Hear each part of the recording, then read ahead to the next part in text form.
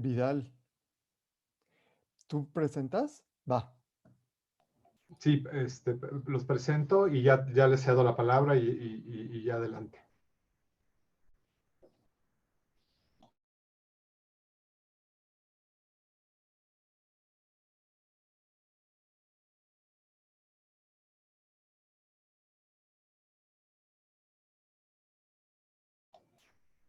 ¿Qué tal? Muy buenas tardes a todos. Les agradecemos mucho estar aquí presentes en este seminario del Centro de Estudios sobre Seguridad, Inteligencia y Gobernanza del ITAM. Les doy la bienvenida a nombre de Jorge Tello, el codirector del centro, y de la mía propia.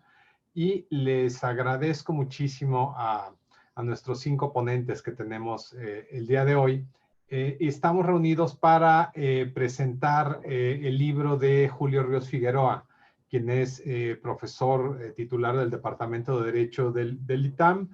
Antes fue profesor en el Departamento de Estudios Políticos en el CIDE, es doctor en Ciencia Política por la Universidad de Nueva York, y Julio se ha especializado en el Poder Judicial y la política en perspectiva comparada, el Estado de Derecho, con énfasis en la región de Latinoamérica. El libro que vamos a presentar hoy es Democracia y Militarismo en América Latina, que es una coedición del CIDE y el Fondo de Cultura Económica, y que es la versión en español del libro de Julio, publicado en 2016, que se llama Constitutional Courts as Mediators. Ambos, bueno, obviamente la primera versión en inglés está a la venta, pueden entrar a Amazon y obtenerla. Y supongo que la versión del fondo y el CIDE también ya debe estar a la venta, y supongo que debe estar en internet. Digo, ya Julio nos dirá sobre esto. Les voy a presentar rápidamente a quienes nos van a acompañar aquí junto con Julio en la presentación del libro. No tomo mucho tiempo. Francisca Pou Jiménez, muchas gracias por estar en el seminario. Ella es profesora también en el Departamento de Derecho del ITAM. Ella se especializa en Derecho Constitucional. Ella tiene una maestría y un doctorado por la Escuela de Derecho de Yale. Y ella se ha enfocado en temas de reforma constitucional, constitucionalismo comparado, y con un interés especial en los temas de derecho antidiscriminatorio y cuestiones de género.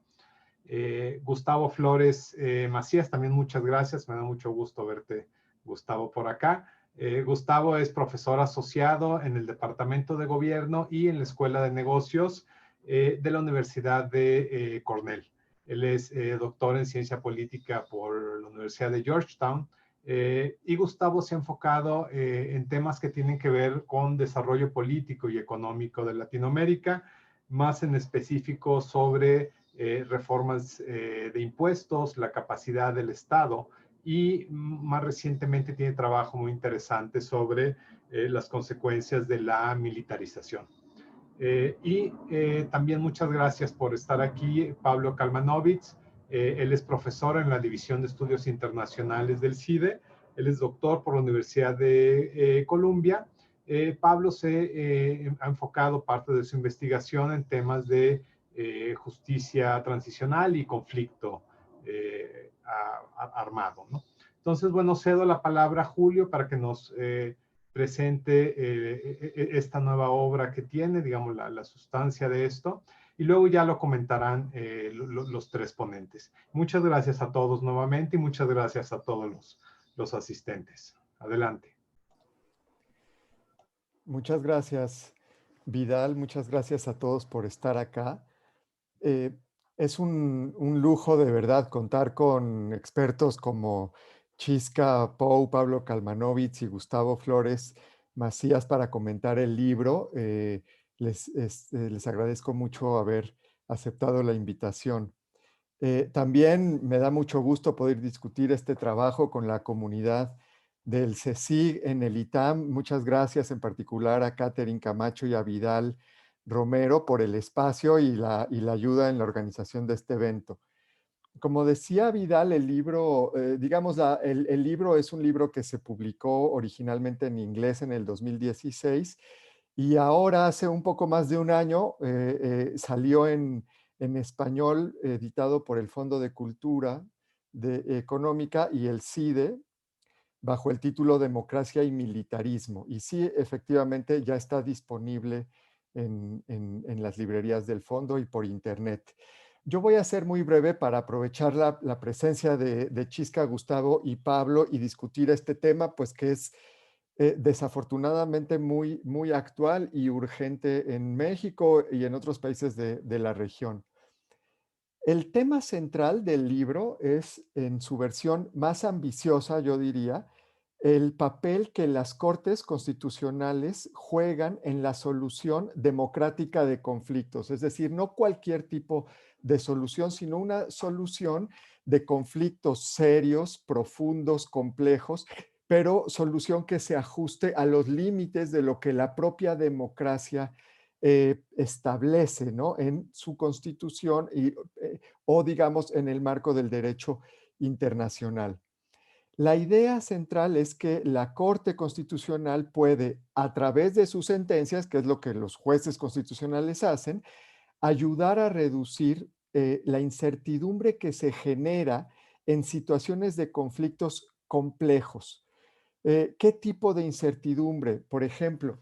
¿O qué tipo de conflictos, más bien? Conflictos que desafían los límites del marco legal existente, conflictos que generan dilemas serios por la contradicción entre derechos y valores que se defienden en la democracia y también, digamos, que generan por la naturaleza de estos dilemas, eh, medidas o necesidad de medidas excepcionales o extraordinarias, cuyos alcances, sin embargo, en el momento en el que se toman las decisiones, no se pueden prever o son muy difíciles de conocer. Entonces, este es un tema general yo creo que hay de este tipo de conflictos en democracias, más bien en democracias hay diversos tipos de conflictos que cumplen con estas características, pero en el libro se analiza un tema muy concreto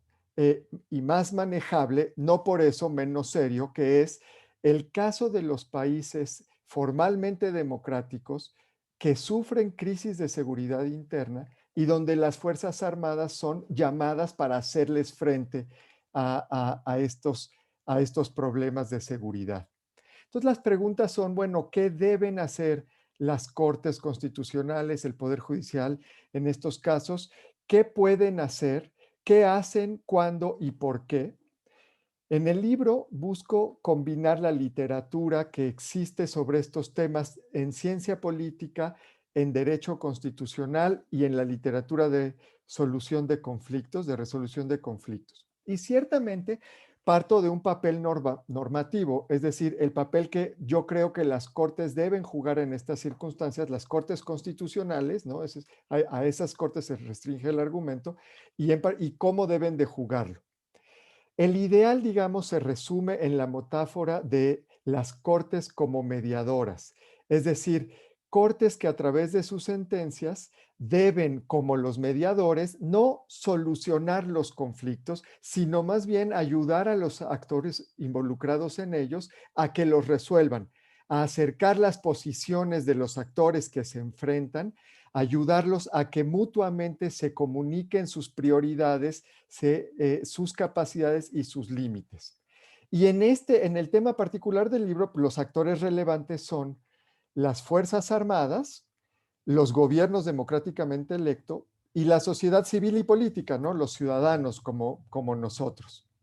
Entonces, si bien el libro parte de ese ideal normativo de lo que las cortes deben de hacer, es un libro de ciencia política, es decir, el libro se enfoca en teorizar las condiciones bajo las cuales las cortes constitucionales juegan ese papel constructivo y después analiza empíricamente las hipótesis generadas en el marco teórico para ver qué tanto nos ayudan a comprender casos complejos, en particular los casos de México, Colombia y Perú. Entonces, En países democráticos que sufren crisis de seguridad interna y donde las Fuerzas Armadas son llamadas para hacerles frente, se generan el tipo de conflictos que ya decía. Conflictos que no están previstos en el marco legal existente, que presentan dilemas constitucionales sobre los límites permitidos y que requieren medidas extraordinarias. Estas situaciones requieren soluciones creativas que sirvan tanto para las Fuerzas Armadas como para los ciudadanos y también para el gobierno. En cierto modo, se debe cuadrar el círculo. Son situaciones muy difíciles de solucionar. Y aquí es en donde pueden entrar las cortes constitucionales, ¿no? Qué papel pueden jugar?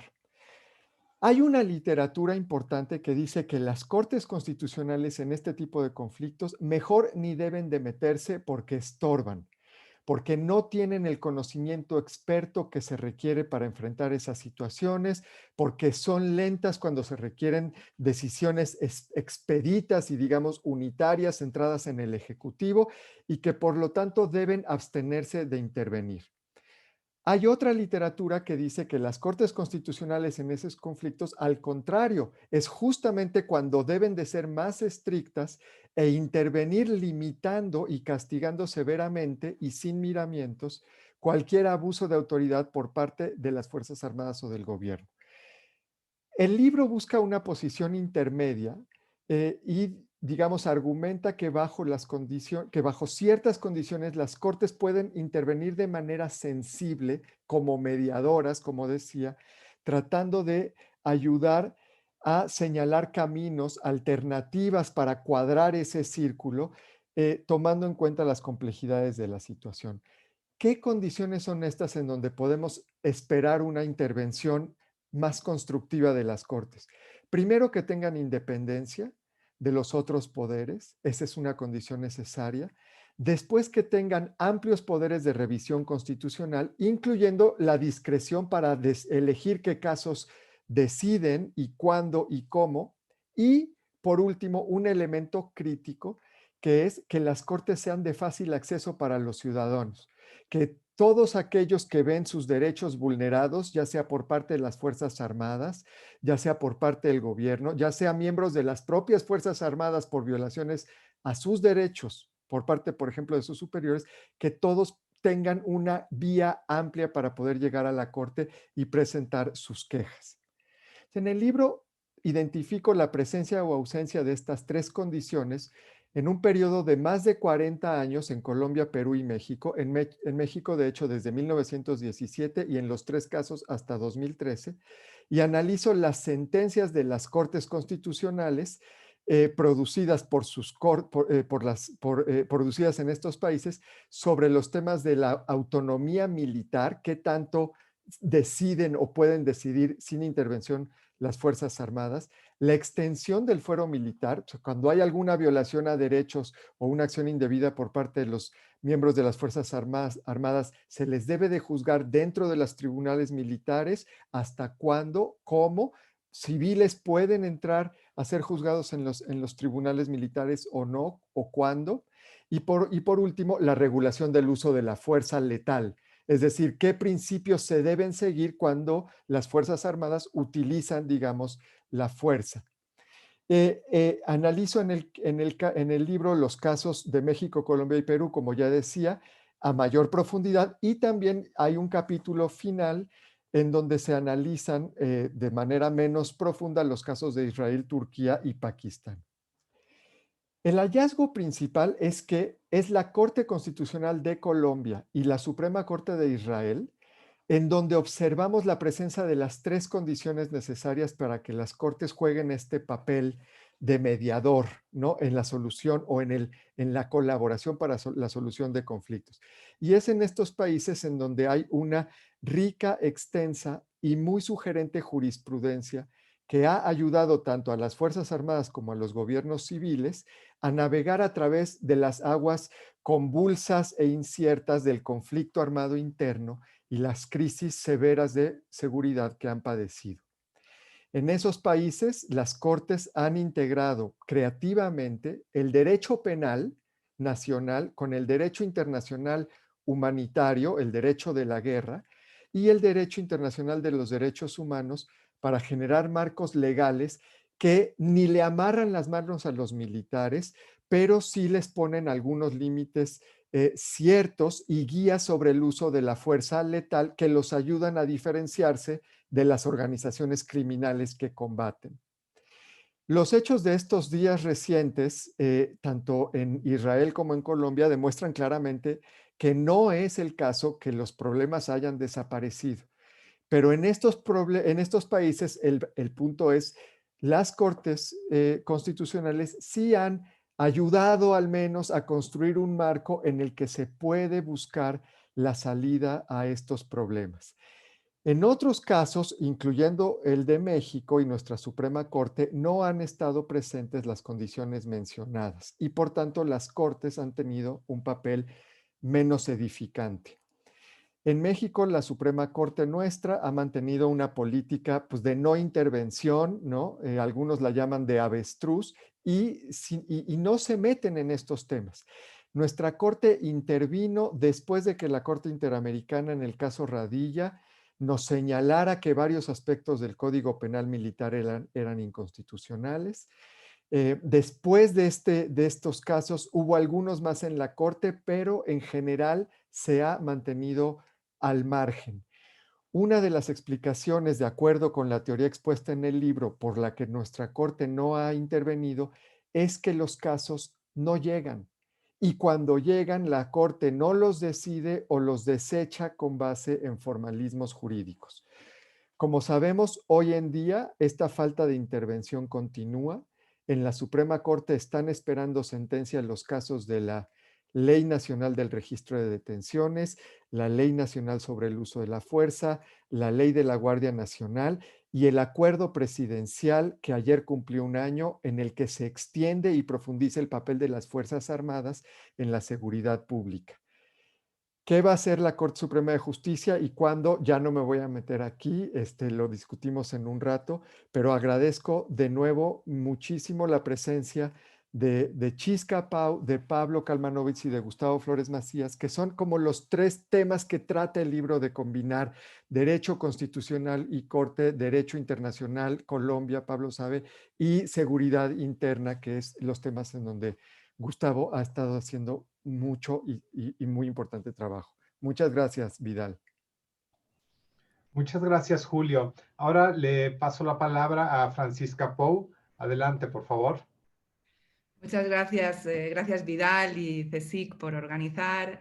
Y bueno, Julio, es un gusto estar aquí, compartir la mesa con Pablo y Gustavo. Vidal, ¿me ayudas a controlar? Son 15 minutos, ¿no? Me dijeron, pero bueno, cualquier cosa me avisan, por favor. Yo creo, Julio, que has escrito un libro maravilloso sobre un tema que a los que hemos trabajado académicamente, democracias constitucionales de la última ola, nos ha dado entre flojera y repelús, ¿sí? Entre rechazo y flojera, y por tanto hay un déficit de estudio jurídico de este tema que es preocupante, ¿no? Un tema que ha sido históricamente central y que desgraciadamente, a la luz ¿no? de todos nosotros, sigue siendo central. Entonces, lo primero que quiero destacar es esto. Creo que este libro contribuye a paliar un déficit muy anómalo y muy problemático. Y además, en el estilo de Julio, proporciona una cantidad de información impresionante, ¿no? Sobre 6 países, sobre un montón, teoría, práctica, de una manera muy amena, muy entendible. Metodológicamente, ¿no? Escoges estos 3 países, ¿no? Y tienes esta discusión con los comparatistas, ¿no? Selección de una instancia de casos más similares, ¿no? Yo estoy de acuerdo porque estos 3 países efectivamente tienen problemáticas de conflicto interno que no encontramos en otros, a pesar de que para el estudio del tema militar en América Latina, seguramente estudiar Argentina, Brasil, también es imprescindible, pero claro, pero no tienen ese factor, con lo cual yo ahí te lo compro y creo que tiene mucho sentido. Pero claro, Julio no solamente nos da una cantidad de información bien organizada, sino que apunta a una hipótesis teórica, ¿no? y la testea a lo largo del libro. Y esta hipótesis, en su núcleo, ya lo ha dicho un poco Julio, distingue entre 2 tipos de cortes constitucionales, las árbitras y las mediadoras. Las árbitras son las que se resuelven solamente el caso concreto, ¿sí? Se dedican a resolver, a apagar el fuego, mientras que las mediadoras, por el contrario, formulan lo que Julio llama jurisprudencia informativa, prospectiva. Ayudan, fijan estándares, ayudan a coordinar el comportamiento de las partes y tienen una función sistémica, digamos, que va más allá del caso concreto, ¿no? y que contribuye, digamos, a crear una conversación constitucional en el tiempo, ¿no? ¿Y cuáles son esas cortes que actúan como mediadoras y no solo como árbitras? Ahí Julio tiene la hipótesis, que creo que la prueba muy bien en el libro, que hay 3 elementos de diseño que resultan fundamentales: su independencia, amplio acceso y un menú amplio de poderes de revisión. Yo creo, Julio, y antes de destacar y decir más cosas sobre lo que el libro ilumina, yo creo que la hipótesis teórica encierra un desafío, ¿vale? Y quiero empezar por eso. El desafío es llamar arbitraje y mediación a lo que llamas arbitraje y mediación, al menos para los abogados, ¿vale? ¿Por qué? Porque en el imaginario básico de los abogados hay una distinción como, o sea, tradicional y fuerte entre mecanismos jurisdiccionales de resolución de controversias y mecanismos no jurisdiccionales. Y los jurisdiccionales no depende la distinción de quién resuelve, sino a la luz de qué estándar se resuelve, ¿no? Los jurisdiccionales resuelven a la luz del derecho oficial establecido, y los árbitros, en cambio, resuelven a la luz de, a veces, el derecho designado por las partes, a veces el cuerpo normativo que el árbitro escoge, ¿sí? Y los mediadores ni siquiera tienen que señalar un estándar, sino que básicamente lo que hacen es acercar posiciones de las partes, claro, dentro de ciertos límites, ¿no? Externos, pero digamos que no hay un elemento de corrección externa que actúe como. Y claro, para nosotros los abogados hay un continuum, ¿no? Donde en lo más simple es la negociación, luego la mediación, luego el arbitraje, luego la jurisdicción. Y claro, tú utilizas las etiquetas diferente, ¿vale? Porque para ti el arbitraje es más minimalista que la mediación. Para los abogados la mediación es más minimalista que el arbitraje. Y como ha evolucionado el arbitraje, realmente es muy similar a la jurisdicción y también hay jurisprudencia arbitral, ya hay muchos. Entonces, ¿por qué lo digo? Porque creo que eso es un desafío, o sea, creo que quizá tu libro no va a tener tanta influencia entre los abogados por esta nomenclatura que resulta un poco contraintuitiva y quizá también un poco demasiado benévola para los militares, porque nosotros tendríamos a pensar, o sea, yo entiendo lo que tú quieres decir, ¿no? Pero no, con los militares no hay que mediar, ¿no? O sea, los militares no son un poder del Estado, como los demás, están sometidos. Entonces tiene este punto de, ¿cómo que hay que mediar con los militares? Que está muy enraizado, digamos, en nuestra manera de. Y entonces, bueno, eso creo que puede ser un poco contraintuitivo. Y después de darle vueltas, claro, no es la primera vez que los politólogos hacéis cosas así, ¿no? Yo todavía me acuerdo la primera vez que leí a Dan Brinks y luego, claro, Stone Sweet lo retomó y todo, hablando de las cortes como instrumentos de gobierno, ¿no? Y tú dices, bueno, a ver, o sea, ¿en qué sentido, no? O sea, como. Pero después de darle muchas vueltas desde que sacaste el libro en inglés, me sigue quedando un poco de duda sobre las etiquetas, ¿vale? Ahora, que tenga dudas sobre las etiquetas no significa que tenga dudas sobre la gramática profunda de tu análisis, que comparto 100%. O sea, yo creo, y eso en sí mismo, Julio, me parece un hallazgo muy importante después de tantos años de constitutional design, después de vivir 30 años con las Cortes Constitucionales. Lo que tú haces es probar algo que para la teoría de las Cortes en sí mismo es súper importante, ¿no? O sea, cuando las Cortes tienen esos 3 elementos, funcionan sistémicamente bien, ¿sí? Y en el fondo, y déjamelo de nuevo en este diálogo que estoy haciendo aunque todos somos animales interdisciplinarios, estoy como, ¿no? Playing the card de los abogados para generar comentarios. En el lenguaje de los abogados, cuando las cortes realmente actúan como tribunales constitucionales y no son hiperminimalistas o son negadoras, ¿no? Denial. Cuando hay un artículo de Monahan clásico que distingue entre el Law Declaration Model y el Conflicting Resolution Model. Y eso es lo que tú haces. Cuando una corte actúa como declaration bajo el modelo de la declaración del derecho, ha funcionado bien el asunto, ha funcionado mejor que en otros lados el asunto con los militares. Y eso lo pruebas en el caso de Colombia, básicamente, y el caso de Israel, ¿sí?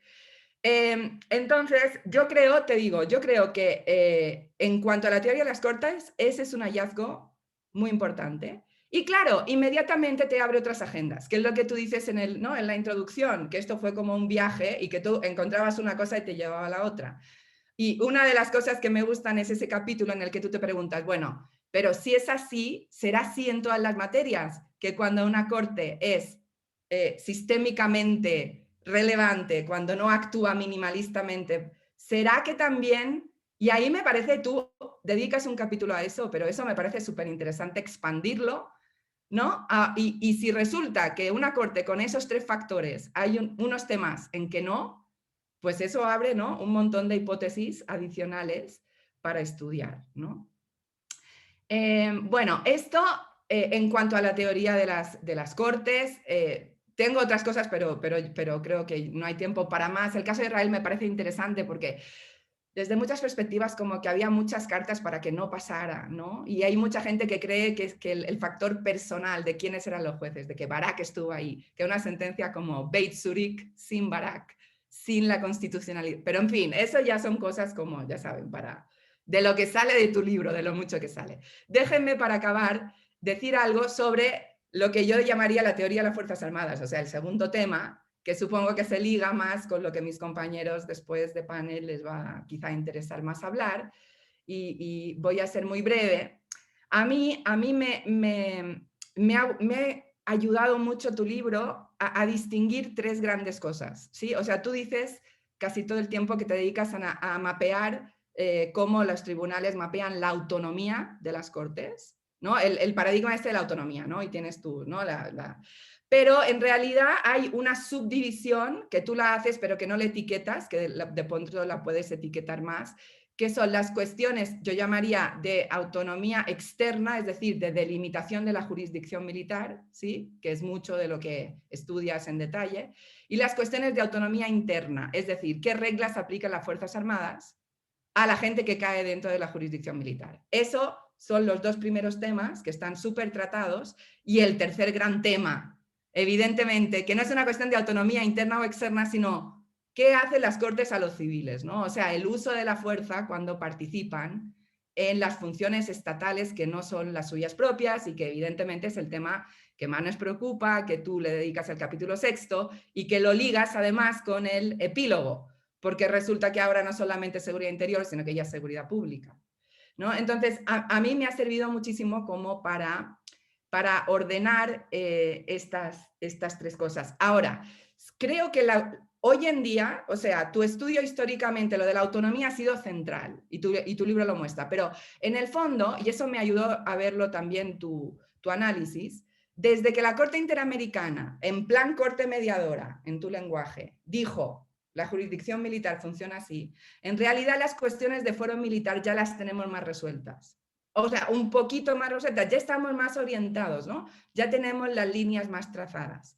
¿Dónde estamos en pañales? En la tercera cuestión, en el asunto de la regulación del uso de la fuerza y cómo lo vamos a hacer y qué van a ser las cortes capaces de hacer y cómo va a acabar, ¿no? Y ahí solamente voy a decir algo sobre México, ¿sí? Porque obviamente hay muchísimo por decir y te digo, muchas cosas yo no sé tanto como mis compañeros de panel que hablarán ahora, pero a mí lo que me encanta como en el epílogo tú mapeas con indicadores la densidad de presencia de los militares.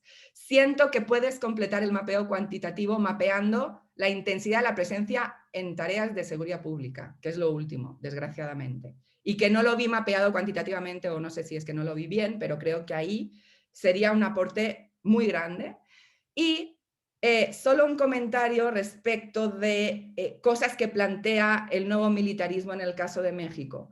Como dice Cosío en el prólogo, el caso de México tiene de distintivo que efectivamente no se declara el estado de excepción, ¿sí? O sea, no se llama el derecho de la guerra derecho humanitario, sino que, ¿cuál es el modelo? Parece ser simplemente, artículo 89, incorporar cada vez más oficialmente a los militares en tareas o sea, incorporar los militares a la Constitución. Y yo creo que eso tiene una gran ventaja potencial y un gran problema potencial, ¿vale? La gran ventaja, ¿cuál es? La gran ventaja es que insertas a las Fuerzas Armadas dentro de las reglas generales del constitucionalismo mexicano, ¿sí? O sea, no hay nada especial, ahí están en el 89, coordinadas por el Ejecutivo, pero como sabemos, digamos, en realidad con muchísimas funciones que no deberían tener, pero que ahí están. ¿Cuál es la ventaja? Que están bajo el artículo 1 y bajo los derechos fundamentales como cualquier otro poder del Estado, o más, porque en realidad no es una rama independiente, a pesar de que tememos que se conviertan en eso, todavía no lo son, están en el 89 bajo el Ejecutivo. Esa es la ventaja del modelo mexicano actual. ¿Cuál es el gran peligro? Que nosotros nos pasa esto en un momento en que, a diferencia de Colombia, no sé, ahora dialogamos, todavía nosotros no tenemos una jurisprudencia sólida en materia de derechos. Apenas llevamos 15 años que empezamos a tener criterios en materia de derechos. Y por tanto, el gran riesgo del modelo es que la presencia esta de los militares, y ahora sí, porque Julio, ha habido muy pocos casos por lo que dice Cosío, porque todo eran cosas internas y solo en amparo directo, una vez cada 3 años llegaban. Pero estas cosas, si se mejora un poco el acceso, va a llegar mucho más, abusos de Ayotzinapa, o sea, cosas de abusos cotidianos de derechos. ¿Y cuál es el problema? Que esto puede hacer presión a la baja sobre la Corte en la jurisprudencia de derechos, hacerla menos garantista, porque la vas a hacer a la luz de casos que involucran a militares, que a la vista está que cada día ganan poder fáctico en este país. ¿Vale? Entonces, bueno, Vidal, no sé si me he pasado, no miro el reloj, me pongo nerviosa. No, te queda un minuto todavía, Francisca. Pues, no, pues ya está. No, lo dejo aquí. Hay muchísimas otras cosas y sobre todo de las cosas estas militares, pero en realidad de las cortes también. Pero bueno, aquí lo dejo. Y gracias, de verdad ha sido un placer volverlo a leer y volverlo a ver. Buenísimo, muchísimas gracias. Gustavo Flores Macías, adelante, por favor. Gracias, Vidal, pues muchas gracias a todos. Yo agradezco realmente la invitación para participar en este foro. Estoy muy agradecido con Julio, con Catherine, con Vidal, con todos en el CSIC por la oportunidad de compartir algunas ideas y de compartir el foro con Julio, con Francisca, con Pablo, con Vidal. Yo quisiera comenzar, realmente disfruté la lectura del libro Democracia y Militarismo en América Latina. Había tenido la oportunidad de leer fragmentos del libro en inglés, pero quedé realmente encantado con la versión en español. Me parece que fue una gran decisión muy acertada por parte del Fondo de Cultura Económica, del CIDE, incorporar este libro a la colección y así volverlo accesible para el público en México. El libro aborda temas fundamentales para entender la situación de la democracia en general y las relaciones cívico-militares en América Latina en particular. Y desde luego para los mexicanos, pues esto pone el dedo en el renglón justamente en el principal problema desde mi punto de vista que enfrenta el país.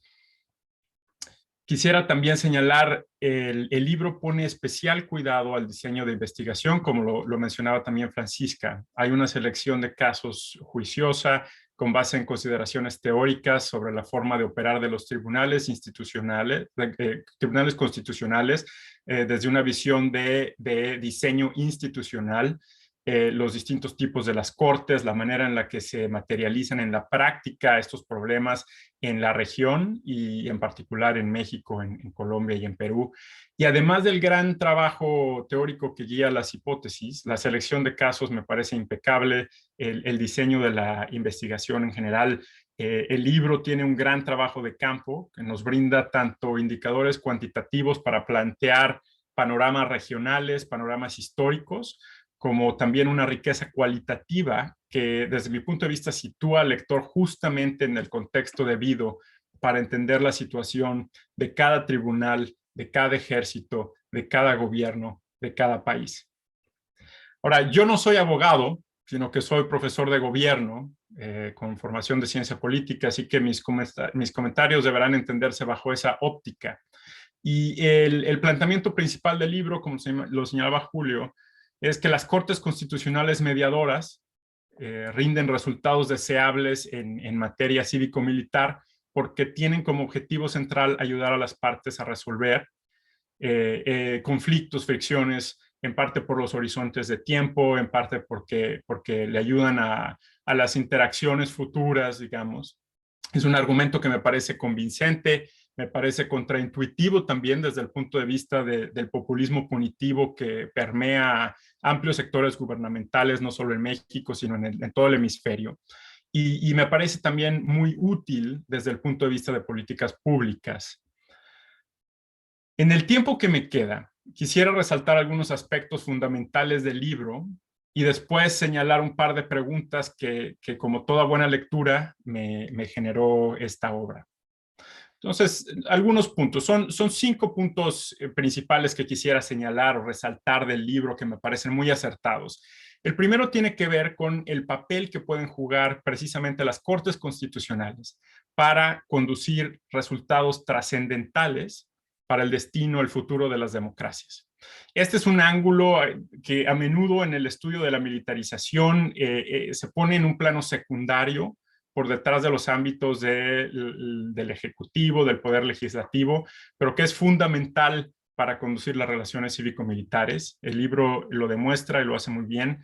La jurisprudencia de las Cortes Constitucionales puede servir de guía para moldear el comportamiento de los actores relevantes en condiciones de incertidumbre, para estipular patrones causales, proporcionar justificaciones éticas, morales.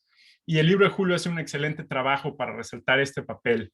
Lo hace con lujo de detalle. Otra virtud del libro es que resalta la importancia del diseño institucional de las Cortes, la necesidad de volverlas no solo independientes, sino también accesibles y darles amplias prerrogativas y poder de decisión. Es importante, desde luego, preservar la autonomía de los tribunales. Yo creo que hay un consenso en este sentido, pero también es importante dotarlos de horizontes de tiempo que tengan sentido, sensatos, que le den oportunidad a los jueces desde un punto de vista racional, a los magistrados desde un punto de vista racional, poder tomar decisiones que sean consistentes con los incentivos de los magistrados mismos.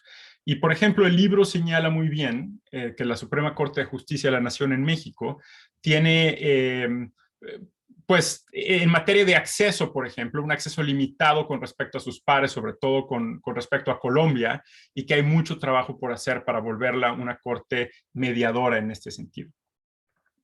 Dentro del diseño institucional, pero en el ámbito particular de las relaciones cívico-militares, el libro también resalta el espectro de posibilidades en cuanto a los grados de injerencia de la jurisdicción militar en la vida civil. Uno de los ejemplos principales del libro son las instancias donde incluso los civiles han sido sujetos o han estado sujetos a tribunales militares, a la jurisdicción militar. Por ejemplo, durante estados de emergencia, como ha sido el caso en Colombia antes de la Constitución del 91. Pero más allá de esta jurisdicción, el libro resalta también varios ámbitos adicionales en que la Corte Constitucional puede decidir no solo sobre la jurisdicción militar, sino cuestiones, desde luego, de habeas corpus, quién declara el estado de emergencia, sus condiciones, su duración, sus reglas de operación, quiénes pueden ser jueces en tribunales militares, qué delitos corresponden a la jurisdicción militar, en qué circunstancias. Es decir, una riqueza de posibilidades, de opciones, de dimensiones a considerar en una problemática sumamente compleja. Un tercer ángulo que el libro aborda y que es muy importante es la manera en que las cortes responden a las situaciones políticas del momento y cómo arreglos que se hubieran antojado inadmisibles en ciertas circunstancias se vuelven normales cuando la violencia y el crimen o las crisis llegan a niveles alarmantes. Lo paradójico es que podría ser precisamente en estas circunstancias extremas cuando más se requiera de un trabajo de los tribunales constitucionales para poner primero los principios democráticos y de garantías individuales por delante de estos aparentes imperativos de seguridad. Es decir, el ímpetu de los gobiernos tiende a involucrar más a los militares en situaciones de crisis, como ha sido la experiencia en Colombia y en Perú, y el ímpetu de las cortes debe ser justamente el opuesto. Pero por lo menos mi lectura del libro señala que también hay mucho que hacer para acercar a las cortes a este ideal de remar contracorriente. Y lo vemos hasta cierto punto en Colombia, pero hay mucho trabajo que hacer en México. El cuarto aspecto muy interesante que quisiera resaltar es el papel que juega la opinión pública, que es algo que pues, yo raramente encuentro en estudios de esta índole, y que la opinión pública efectivamente da un importante margen de maniobra a los tribunales constitucionales. La importancia de la opinión pública para facilitar o dificultar la labor de la Corte queda claro en las experiencias, y lo mismo en Colombia o en Perú, combatiendo la guerrilla, donde la opinión pública en distintos momentos ha tomado partido, ya sea por los guerrilleros, por los militares, por las organizaciones criminales, dependiendo del contexto. Y este hallazgo es importante y desde mi punto de vista también preocupante, debido a la popularidad de las Fuerzas Armadas en América Latina en general y en México en particular. En prácticamente todos los países en la región, las Fuerzas Armadas gozan de una popularidad importante, sobre todo cuando se le pregunta a la gente si está de acuerdo en que participen en tareas de seguridad interior. Hay una aceptación generalizada en unos países más que en otros, pero definitivamente en México. Es preocupante también, como lo señala el libro, las decisiones de la Corte Constitucional, por ejemplo, en Colombia, que no siempre se acataron de forma inmediata, pero por lo menos es alentador que esta resistencia de las instituciones involucradas poco a poco eventualmente se desvanece, siempre y cuando sean aceptadas como legítimas. Y en este sentido, el proceso que señala Julio en su libro adquiere una relevancia importante, una relevancia central. El quinto y último punto que me gustaría resaltar tiene que ver con lo tarde que llegan ciertas reformas en México. Y esto es producto de los fallos de la Suprema Corte sobre los límites al accionar del ejército. Por ejemplo, no es sino hasta el 2011 cuando se busca armonizar el criterio con los criterios de la Corte Interamericana de Derechos Humanos, por ejemplo, sobre militares siendo juzgados en tribunales civiles por presuntas violaciones a los derechos humanos. Es decir, a pesar de la tendencia regional que a través del tiempo parece apuntar al acotamiento de las facultades de las instituciones castrenses, México, mi lectura, se antoja que llega tarde y la Suprema Corte se antoja desconectada de la realidad en América Latina y los precedentes que se han sentado en otros países. Hay que ver nada más en materia de la rendición de cuentas de los militares en los secretariados civiles en la gran mayoría de los países en América Latina, no en todos, pero México es una excepción en este sentido, que no tiene secretarios de la defensa civiles, por ejemplo, pero hay otros ejemplos importantes también en cuanto a lo atrasado que está México, y esto se vuelve sumamente importante entre más juegos se le den a las instituciones castrenses en la vida pública, más importante brindar esta transparencia y esta capacidad de monitoreo de los gobiernos civiles. También muy importante, y con esto concluyo las partes que quisiera resaltar, es que el libro realmente es fundamental para entender, desde mi punto de vista, la brecha que existe entre la realidad en México, en otros países de América Latina, y el marco legal, y que a final de cuentas las cortes son justamente actores fundamentales en los tribunales constitucionales para tratar de acercar o de cerrar esta brecha a la que hemos estado acostumbrados durante tantos años en México y en otros países.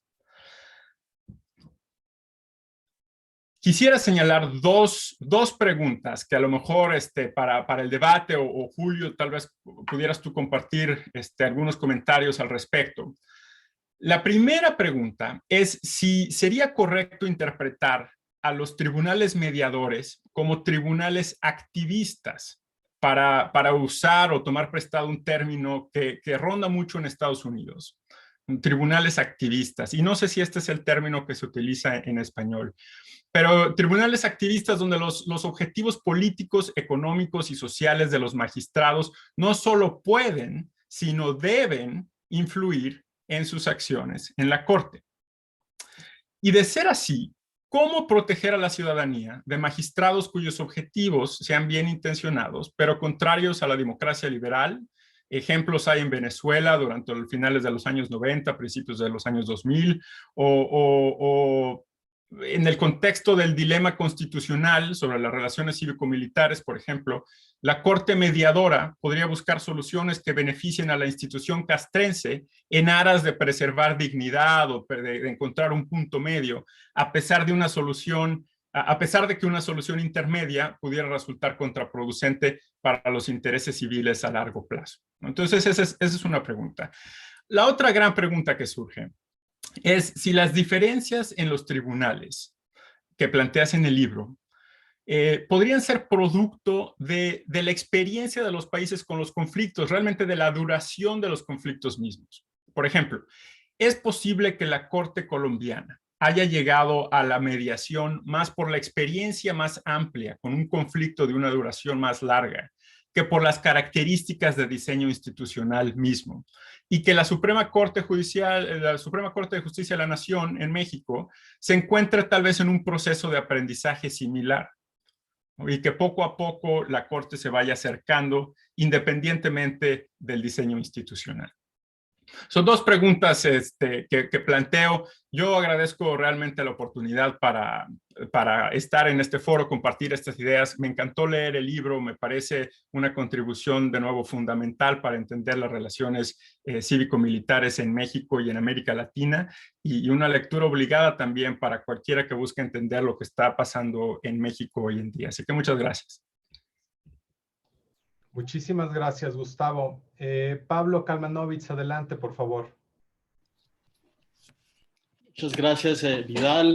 Muchas gracias, Julio, por la invitación, y al CSIC en el ITAM por hospedarnos virtualmente el día de hoy para comentar y celebrar la traducción del libro de Julio. Es realmente un gran gusto.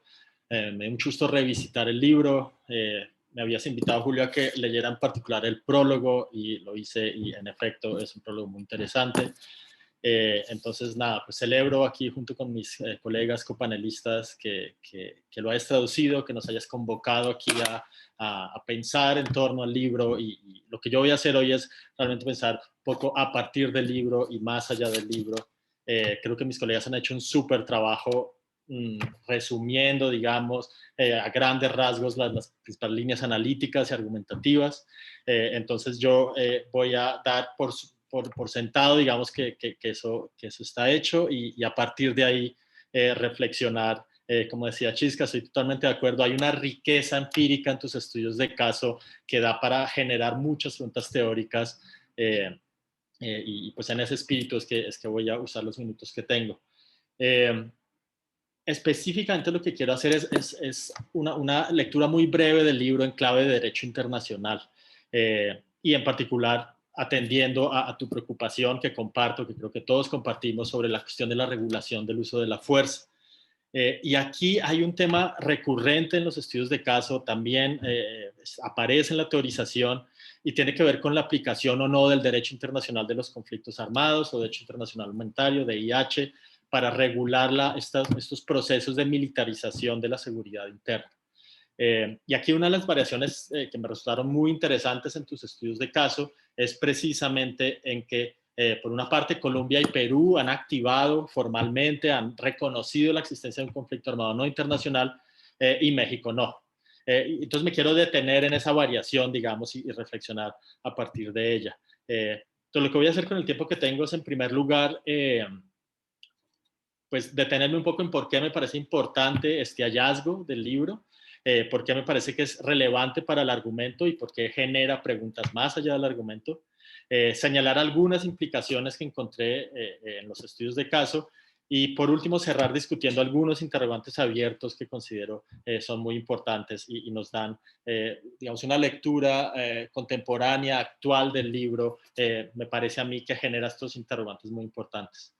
Entonces arranco con lo que a mi juicio es un dilema central en el libro de Julio, en la teorización, relativo al papel de las Cortes Constitucionales en la militarización de la seguridad interna.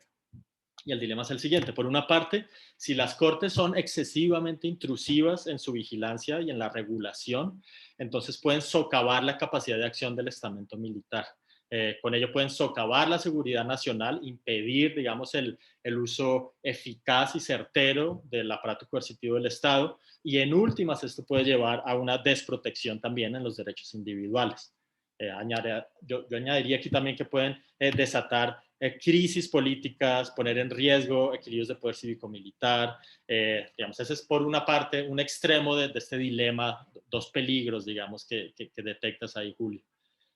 La otra cara es que si las cortes son excesivamente deferentes con la autonomía militar, entonces no van a cumplir con su misión de garantizar el Estado de Derecho, de preservar la legitimidad democrática, por lo menos la pueden arriesgar, y con ello mismo también arriesgar la protección de derechos. Entonces hay un exceso de celo, digamos, en la regulación y en la garantía de la legalidad, y por otro lado un exceso de deferencia de cara, digamos, a la necesidad de tener un aparato militar autónomo. Entonces, el argumento, y ahí te estoy leyendo también, Julio, por supuesto, en clave normativa, el argumento es que las cortes constitucionales, o un argumento normativo que se desprende de tu estudio empírico, es que las cortes deben encontrar una especie de justa medianía entre estos dos extremos. Y creo que uno de una lectura, de nuevo en clave normativa de tu argumento, es que lo deben hacer como mediadoras, en este rol de mediación. Y yo entendí mediación y comparto en parte las reservas, digamos, de Chisca aquí con el término, pero yo entendí mediación como produciendo estándares generales que definen marcos de competencias, parámetros para el uso de la fuerza, procedimientos para la vigilancia y el control penal de las acciones, entre otras cosas. Entonces, una corte mediadora es una corte que define los estándares mediante el cual se da esta intervención del poder militar y que preserva también o intenta preservar la legitimidad democrática del poder civil.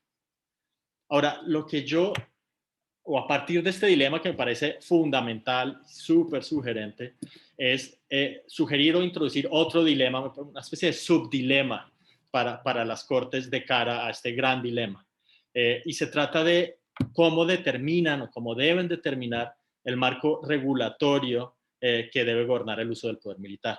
Entonces, por una parte, yo diría las cortes pueden buscar ser garantistas a ultranza, por decirlo así, y enfatizar en particular la fuerza vinculante de los derechos humanos aún en crisis de seguridad.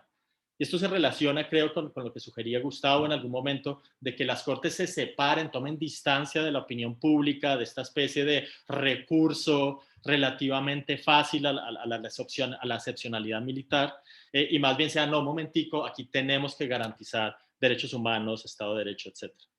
Por otra parte, las cortes pueden decir, no, aquí hay una situación de inseguridad real, deben ser pragmáticas, ajustarse a la realidad, reconocer la crisis de seguridad y reconocer en particular que esas crisis de seguridad ameritan marcos jurídicos de excepción, algún tipo de excepcionalidad, si no una emergencia declarada, si algún tipo de limitación legítima de derechos individuales o en particular aplicación del DIH y del derecho de guerra. Ese fue, por supuesto, el camino que tomó la Corte Constitucional en su momento en Colombia, y es, ok, reconocemos esta situación y vamos a buscar intervenir, mediar en ella, haciendo uso de estas herramientas en el derecho internacional que justamente están diseñadas para regular este tipo de violencia. Y aquí lo que yo señalaría como para destacar, digamos, lo álgido de este dilema es que el derecho internacional humanitario permite el uso de niveles de fuerza que no están permitidos en tiempos de paz bajo la tutela plena de los derechos humanos. Las hostilidades son un estado de excepción y en ese estado de excepción se debilita la protección jurídica del derecho a la vida, derecho a la integridad personal, derechos a la libertad, entre muchos otros. Y aquí lo ilustraría de una manera muy sencilla. En el derecho humanitario se puede usar fuerza letal como primer recurso contra un blanco legítimo. Caso particular, central, miembro de un grupo beligerante opositor, lo puedes atacar con fuerza letal como primer recurso. Entonces puedes bombardear un grupo armado organizado al margen de la ley, por usar el lenguaje colombiano, una BACRIM, y hubo un escándalo recientemente, lo habrán visto, por el bombardeo a un campamento de una disidencia de las FARC. El estatus de esta disidencia pues es muy ambiguo, ya no son FARC, están delinquiendo, están parece que están involucradas en criminalidad organizada, narcotráfico, etc. Bueno, llegó la Fuerza Aérea Colombiana, bombardeó diciendo, esto es legítimo, DIH, esto era un grupo armado organizado al margen de la ley. Eso no se permitiría bajo la paz y la tutela plena de los derechos humanos.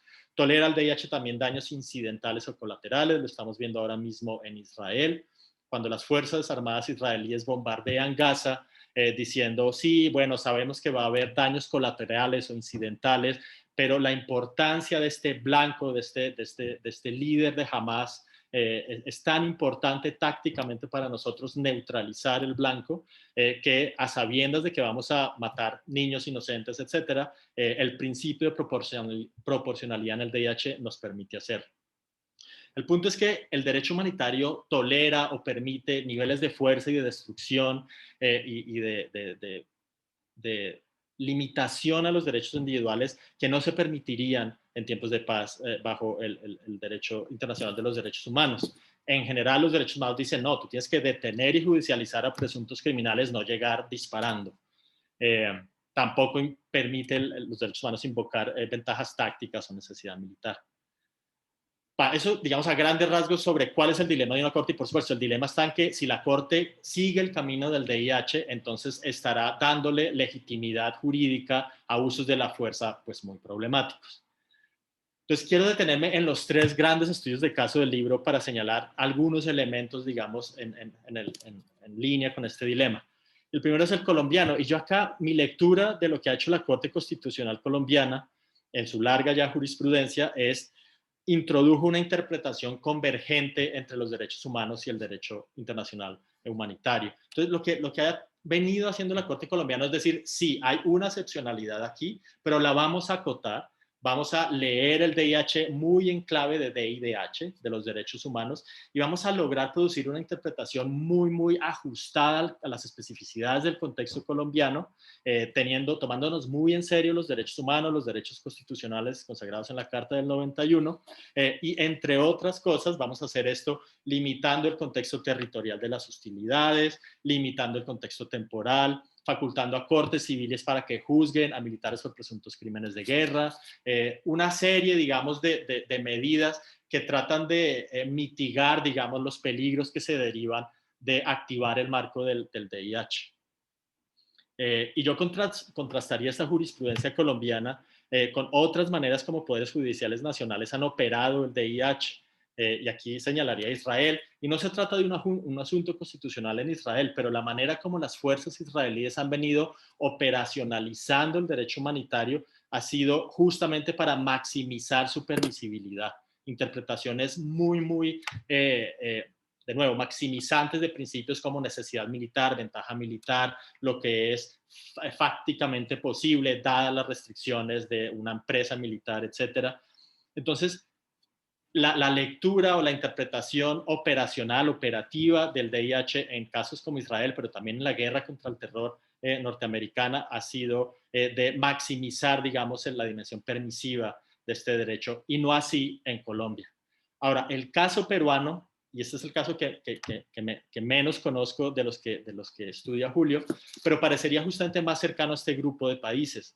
Y Julio señala en su fascinante capítulo sobre Perú cómo los militares reclamaron el DIH como propio a principios de los 2000, es decir, al final ya después de que Abimael Guzmán había caído, y lo hicieron con plena conciencia de su relativa permisividad, ¿no? Y de cara ya no a Sendero Luminoso, por lo menos no estaba claramente presente, no era una amenaza real y concreta, sino más bien grupos de criminalidad organizada que poco tenían que ver con la guerra de guerrillas, más bien asociados con minería, con delincuencia.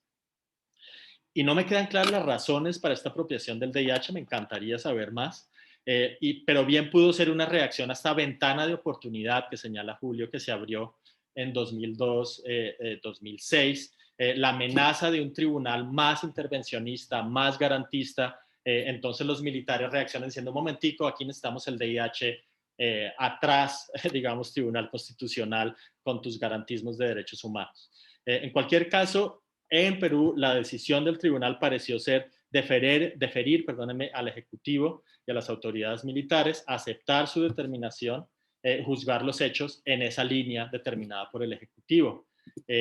es más restrictivo que la emergencia que durante muchos años gobernó, digamos, el conflicto, pero menos restrictiva que los derechos humanos. Y por último paso a México. No me queda mucho tiempo, pero nada más diría aquí el caso de México es fascinante por muchas razones. México ha optado, como decía Julio, o más bien complemento lo que decía Julio, no, yo diría no es tanto el avestruz, y el avestruz sería como ni siquiera reconocer el dilema. Yo diría que México ha optado formalmente por el garantismo. Entonces, involucramiento de fuerzas militares en operaciones de seguridad interior como entendido jurídicamente como subordinado y como auxiliar al poder civil, de jure, enmarcado dentro de la plena tutela de derechos constitucionales y del DIDH, de los derechos humanos. Ahora, sabemos que en la práctica esto no es así, pero de jure, la ficción, digamos, jurídica ha sido esa.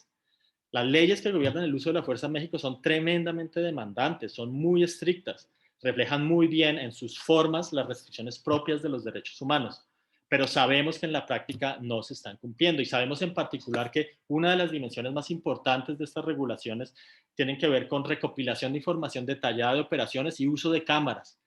La Sedena ha dicho, no tenemos información y se nos dañaron las cámaras. Digamos, dos elementos ahí muy evidentes de que el diseño y la arquitectura de estas leyes no se está cumpliendo en la práctica. Ahora, por último, concluyo con estas grandes interrogantes que me parece que plantea el libro de Julio y en particular el prólogo de Cosío. Y aquí quisiera detenerme un segundo. O sea, yo no me voy a meter en la cuestión de si México debería activar el DIH, reconocer que está peleando una guerra en sentido técnico del derecho, pero sí me pareció muy revelador este prólogo del exministro Cosío, porque niega de plano que el caso de México sea comparable con Perú y Colombia, y se lamenta, de hecho, por la contribución que hizo la Suprema Corte en sus primeras ¿cómo se llama?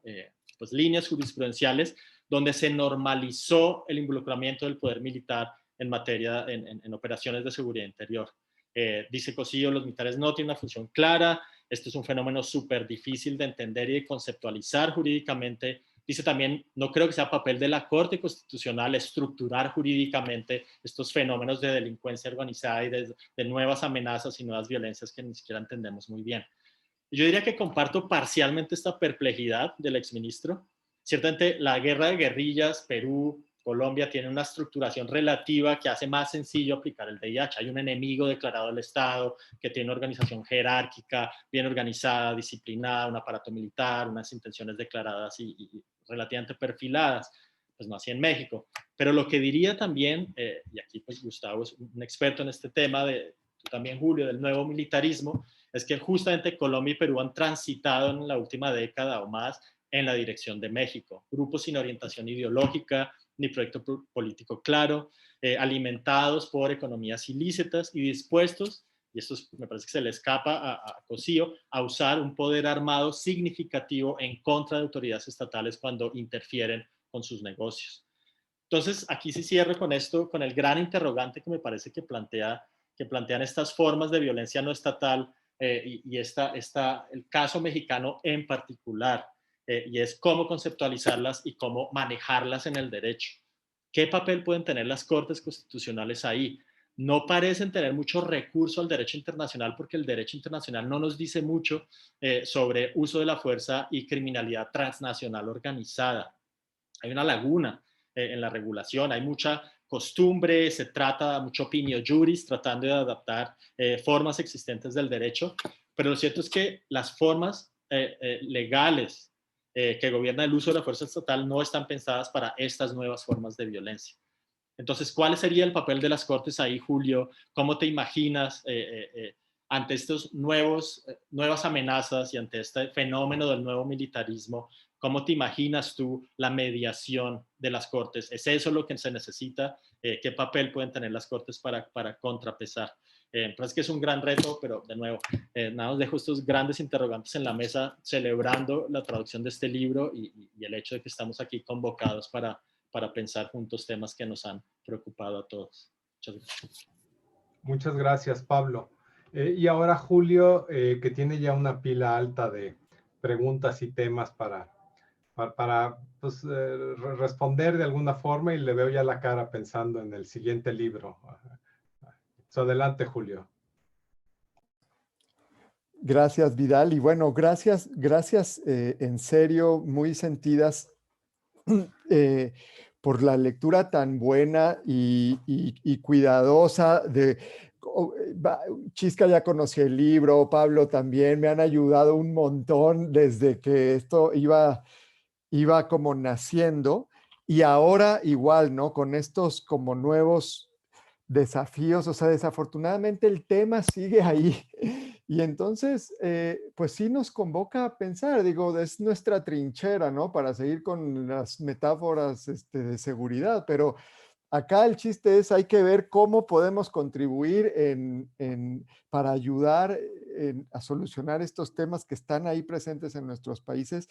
Y yo creo que lo que han dicho Chisca, Gustavo, Pablo, es súper sugerente, interesante y va mucho más allá del libro. O sea, igual yo creo que hay que convocar gente que se ponga a pensar en esto. Y a mí una de las cosas que más me gusta, que me gustó desde que inicié el libro, es este diálogo interdisciplinario. La verdad es que escuchar a Chisca desde su punto de vista de abogada constitucionalista, pero además que estuvo en la corte haciendo varios de los criterios importantes, pero que es buenísima para el análisis político y tal. Gustavo, que es súper especialista en el tema de igual de militarización, ahora seguridad pública, pero además entra también a los temas de derecho y bueno, Pablo, su libro reciente del derecho internacional, el derecho humanitario y toda esta perspectiva también, ¿no? Que mezcla ya temas más incluso de teoría política y derecho internacional. Bueno, me parece riquísimo, me alegra un montón y les agradezco mucho. No me voy a animar a como responder todo, voy a decir algunas cosas que me parecen muy importantes y que, digamos, igual pueden servir para convocar a más gente a pensar en esto. Lo que decía Chisca, el tema de las etiquetas del corte como mediador y tal, creo que sí, en eso tiene razón Chisca. La verdad es que es, genera cierta confusión.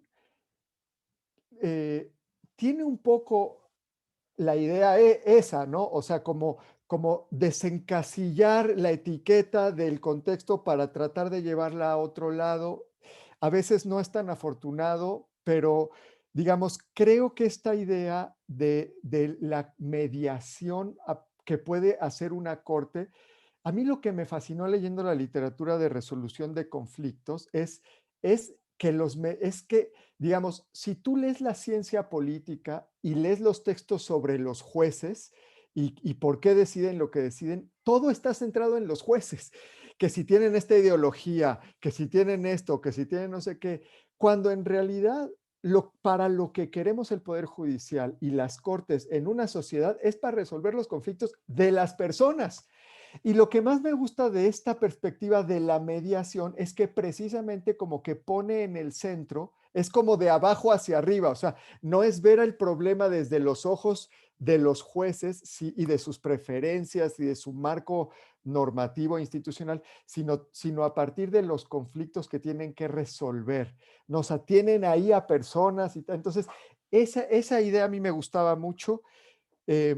Claro que habría que yo después pensé, y el título ideal hubiera sido algo así como mediadores con poder, ¿no? Es algo que Rodrigo Uprimi lo menciona, yo lo pongo ahí en el libro, pero eso clarifica un poco más. O sea, es una figura que trata de ayudar a los otros a resolver conflictos, pero que tiene eventualmente no solo el poder de imponer una decisión, que está ausente del mediador en los mediadores tradicionales, sino además este estándar a partir del cual resuelve, que es, bueno, la Constitución. Ahora, yo creo la Constitución, los tratados y todo eso. A mí, una cosa que creo que es importante anotar es esto de la Corte como mediadora, yo creo es solo para la Corte Constitucional. Y eso va al caso con respecto a lo que decía Gustavo, porque Gustavo decía, bueno, mediadores, activistas. Yo creo que estos comentarios, tanto de Chisca como tuyo, Gustavo, sí, van más allá de la mera etiqueta, ¿no? O sea, porque se discute mucho, es acerca de qué papel queremos que la Corte juegue en la democracia. Y la Corte Constitucional yo creo que es una corte, es un actor político. No así los tribunales, mientras más vas bajando en la pirámide, digamos, del Poder Judicial, los jueces están más obligados a seguir, o sea, están más acotados. La Corte Constitucional yo creo que tiene, es cierto que no deciden lo que quieren, pero está el derecho internacional, están los tratados, están las decisiones de cortes internacionales, está el carácter abierto de los principios y reglas constitucionales. Entonces, tienen mucho más juego y yo creo que es en donde pueden utilizarlo.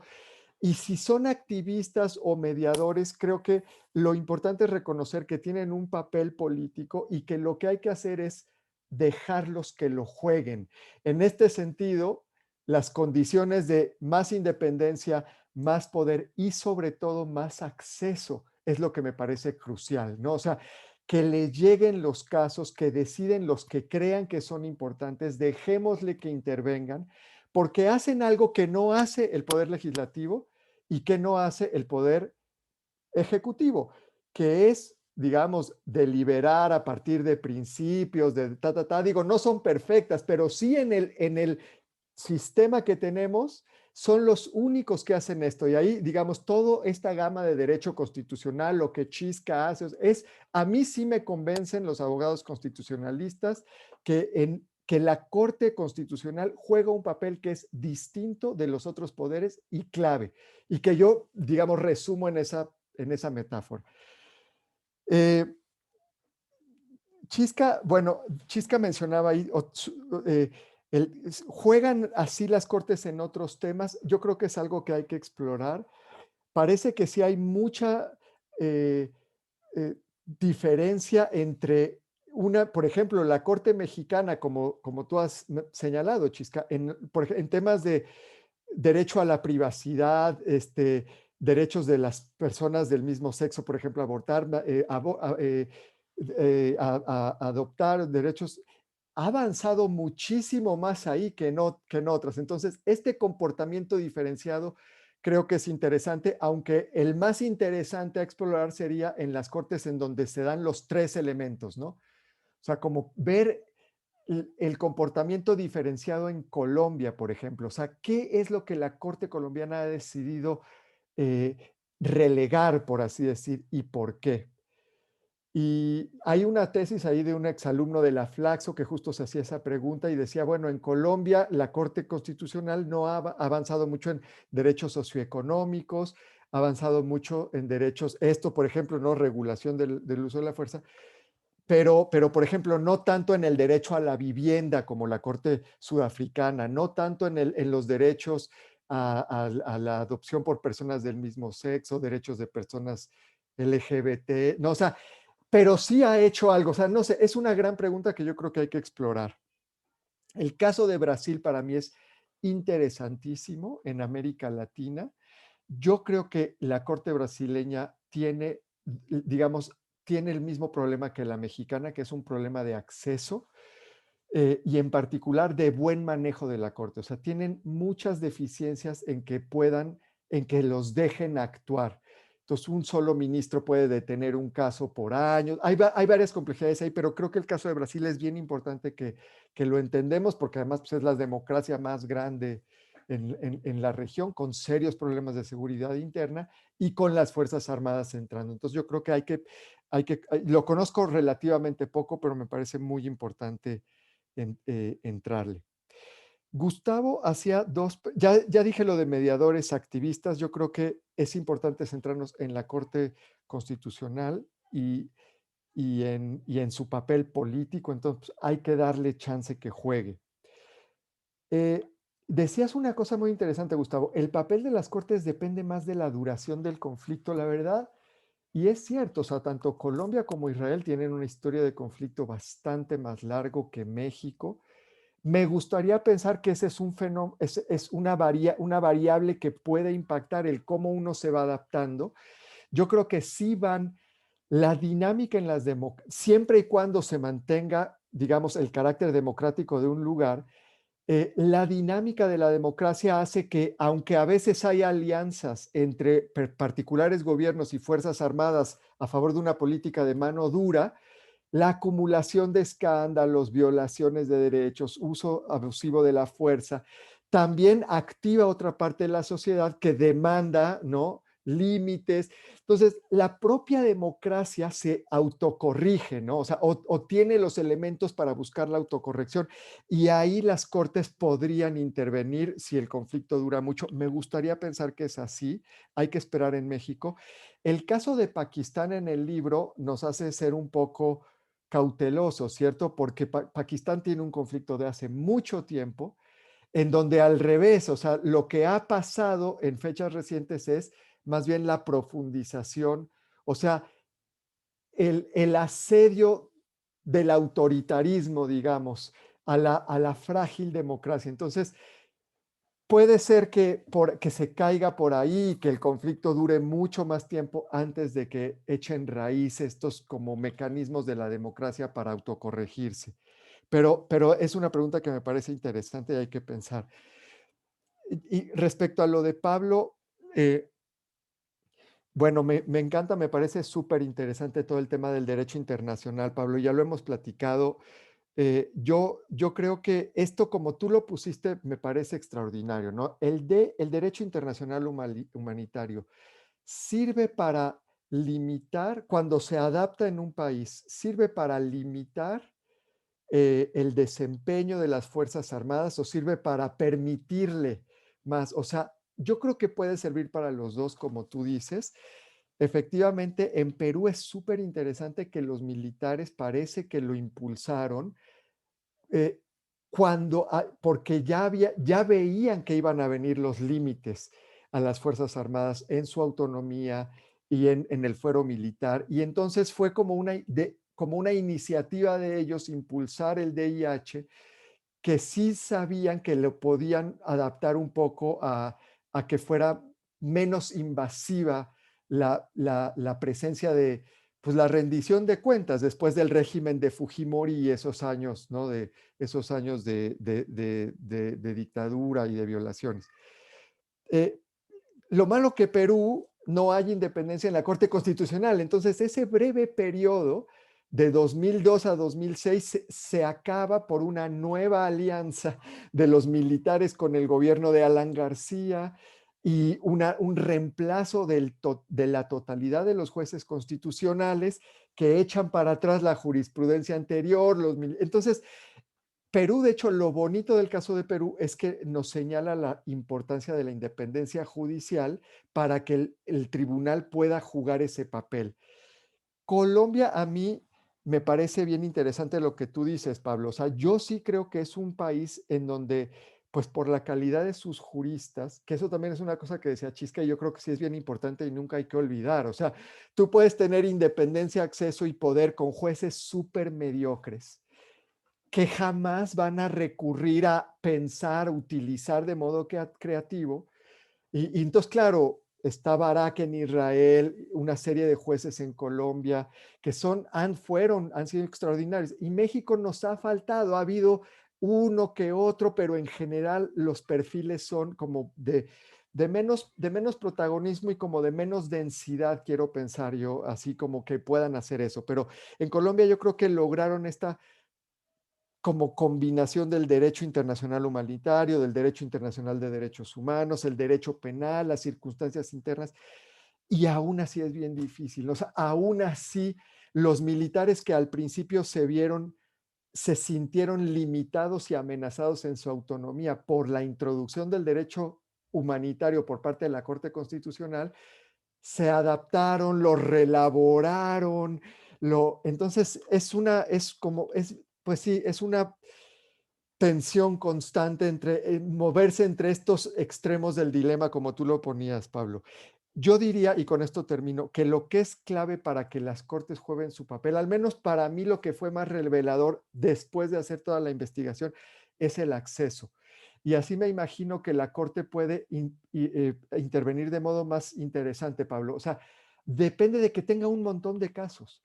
un montón, porque mientras más casos de más diversos tipos, casos de abusos de militares a ciudadanos, de abusos de militares a propios militares, casos en donde estén enfrentando grupos armados entre sí, policías, o sea, mientras más casos haya, más variedad, más información, más conocimiento va a tener la Corte y entonces, si tiene discreción, poderes y tal, podría, digamos, configurar alguna jurisprudencia que al menos señale una luz, ¿no? Por ahí. Y bueno, acá lo dejo, creo que me tomé demasiado. Muchas gracias de nuevo a los tres. Gracias, Vidal. Muchas gracias, Julio. Podemos tomarnos unos 5 o 10 minutitos si es que hay alguna pregunta adicional de Francisca, Pablo, Gustavo, algún tema que quieran rebotar, o del público si alguien quiere agregar algo. Todavía nos quedan 5 o 10 minutitos. No sé si alguien quiera tomar la palabra.